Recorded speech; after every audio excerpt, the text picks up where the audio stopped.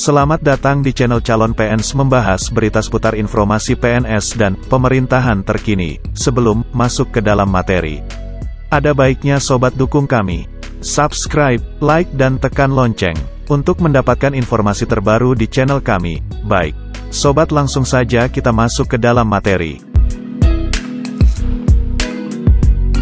Buka-bukaan Sri Mulyani soal THR PNS tanpa tunjangan kinerja Menteri Keuangan. Menke, Sri Mulyani Indrawati, memastikan tunjangan hari raya, THR, bagi pegawai negeri sipil, PNS, TNI dan Polri, akan mulai dibagikan pada H10 hingga H5 Lebaran 2021. Untuk pencairan THR PNS 2021 dan para abdi negara lainnya tersebut, negara mengalokasikan dana sebesar Rp30,6 triliun, yang terdiri atas THR PNS instansi pusat dan PNS di pemerintah daerah. Dia mengatakan, dana THR PNS 2021 sebesar Rp30,6 triliun tersebut akan dibelanjakan untuk pusat dengan jumlah Rp15,8 triliun dan Rp14,8 triliun untuk daerah.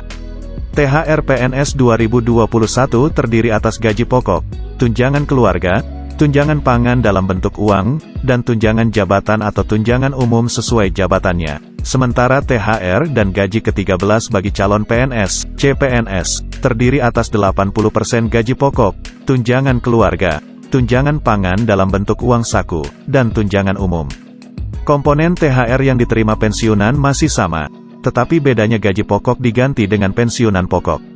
Sri Mulyani lalu membeberkan alasan besaran THR PNS 2021 tak memperhitungkan tukin. Sebab, APBN masih menjadi instrumen utama dalam pemulihan ekonomi akibat pandemi COVID-19.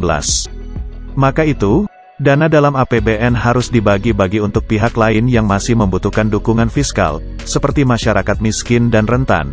Pemerintah memahami dalam situasi tahun ini kondisi COVID-19 yang membutuhkan dana dan anggaran APBN bagi penanganan dan memberi perhatian bagi masyarakat.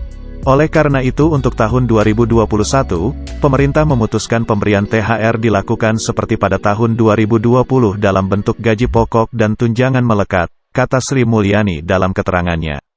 Wanita yang akrab disapa Ani ini mengakui, ada beberapa pos pengeluaran yang harus didanai APBN, meski sebelumnya pos pengeluaran itu tidak ada dalam anggaran. Misalnya saja untuk kartu prakerja. Sebelumnya, pemerintah hanya menganggarkan dana untuk kartu prakerja Rp10 triliun.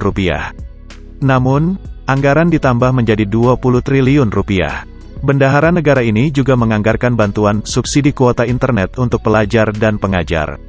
Lalu bantuan langsung tunai, BLT, seperti bantuan produktif usaha mikro, BPUM, dan imbal jasa penjaminan UMKM.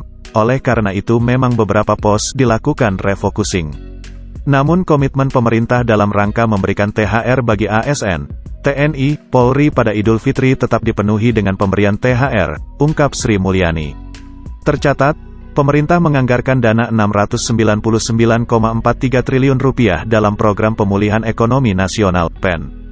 Di dalamnya terdapat anggaran dalam bentuk perlindungan sosial Rp150,3 triliun, yang disalurkan untuk PKH Rp28,7 triliun, bantuan sembako Rp45,1 triliun, BST Rp12 triliun, dan dana desa Rp14,4 triliun. Dana PEN juga antara lain diberikan untuk mendukung kinerja sejumlah perusahaan BUMN, sementara alokasi pembayaran THR untuk ASN di lingkungan KL dan TNI, Polri Rp7 triliun, ASN daerah dan PPPK Rp14,8 triliun, serta pensiunan Rp9 triliun. Kebijakan ini diharapkan akan menjadi salah satu faktor pendorong konsumsi masyarakat, sehingga dapat membantu akselerasi pemulihan ekonomi, pungkas Sri Mulyani.